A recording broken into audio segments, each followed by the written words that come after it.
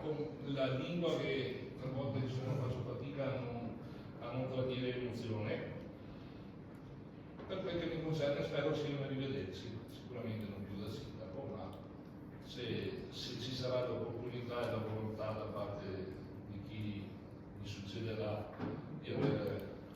una forma di collaborazione, io mi metto a disposizione, anche perché